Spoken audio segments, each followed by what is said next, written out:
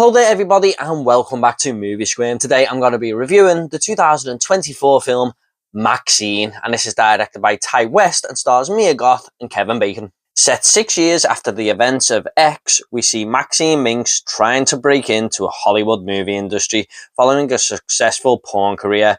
However, her past comes back to haunt her and a psychotic killer is also on the loose.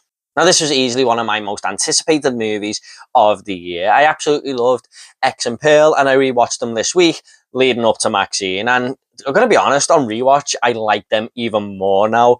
So when I seen the trailer for this, seeing the 80s style that it was going for, the continuation of Maxine's story, and the Night Stalker on the loose, we're seeing Maxine Minx in the bloody Bates Motel set and stuff. It blew my mind. It was one of the best trailers I've ever seen. But going in, I tried to manage my expectations, but it was a hard task because I just couldn't wait any longer for this film. Now, one of the best things Ty West has done with this trilogy is that he has absolutely nailed each of the decades. We had the 1910s with Pearl, and that was like a colourful, technicolor sort of visual style, but set as like a horror movie. So that was the added little twist there. He had X in the 70s, which had a real Texas Chainsaw Massacre type movie feel to it. I think he just really caught the visual style of the 70s there.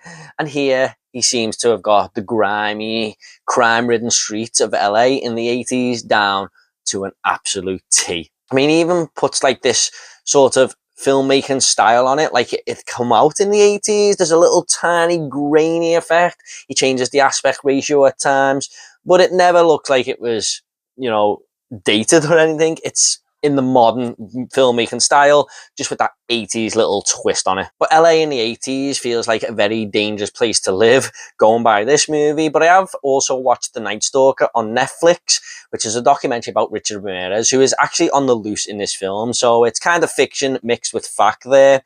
But a lot of people in that documentary were saying how terrified they were in the 80s at the time when he was on the loose. And it really does feel like that here. People are on edge, and there's lots of characters getting up to their own sleazy little ways. So it feels like danger is round the corner at every turn here. And only the strong will survive. That's how it feels. And Maxine Minx is definitely one of them characters.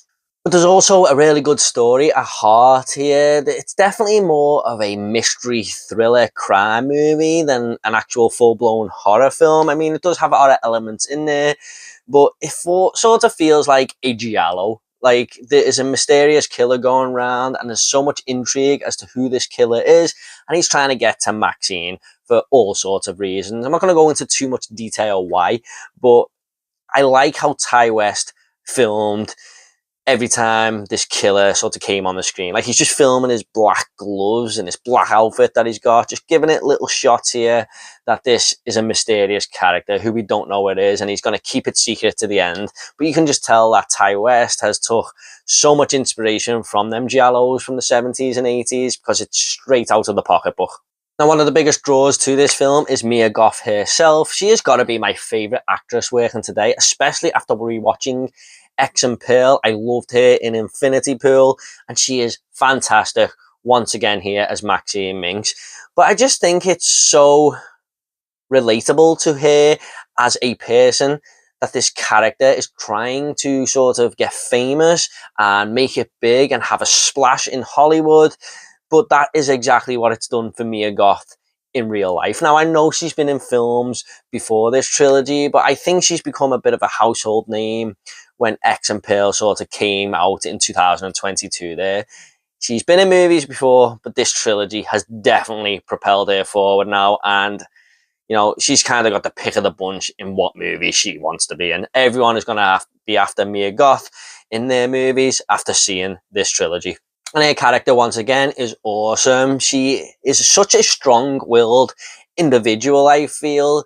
There is nothing that's going to stop her being this movie star, becoming famous. That is her goal in life. She states it very clearly at the start of the movie X, and nothing has changed within them 6 years. She's been getting stepping stones to get where she wants to be. And even though this movie really challenges her character, she is not going to let the past get in the way. She is going to fight them demons off, shrug them to one side, and try and just move forward. She is not going to be burdened by anyone. She's not going to let anyone get in their way. She is a effing movie star, as she states in the film, and she was born to do this shit. If I knew 3 people who were murdered in 3 days, I'd be pretty scared. What are you hiding, Maxine? And I feel like this story can relate to a lot of people who are trying to make it big in real life. There's a little bit of social commentary there, because Maxine Minx is sort of on the edge of getting to where she wants to be. It's not really a spoiler. It kind of happens at the very first scene of the movie.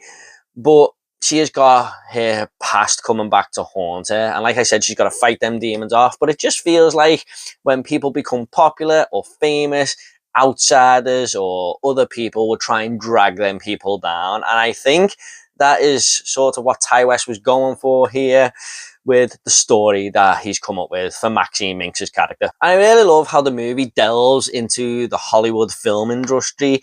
You know, it sort of takes us inside Hollywood studios. We meet a lot of crew and stuff. Obviously, they are not real crew members and stuff like that, but I like how it delves into how hard the film industry can be to get in, how cruel it can be, yet how so rewarding it can be. So it's a perfect risk for people who want to become famous to take. You're going to be let down, but you also can be propelled massively forward. And I just like that side of things. You know, it really did feel like the movie had took us to LA, to Hollywood studios. I gotta say, there is some great characters in this film as well. This cast is absolutely stacked. But I've got to say, one of the standouts here was Kevin Bacon. This might be one of my favourite roles I've ever seen him in. He is this real sleazy private detective who's been hired by someone who's trying to get to Maxine Minx. And man, he really had me in fits of laughter at times. He is a smooth talking piece of shit. And I absolutely loved him in this movie.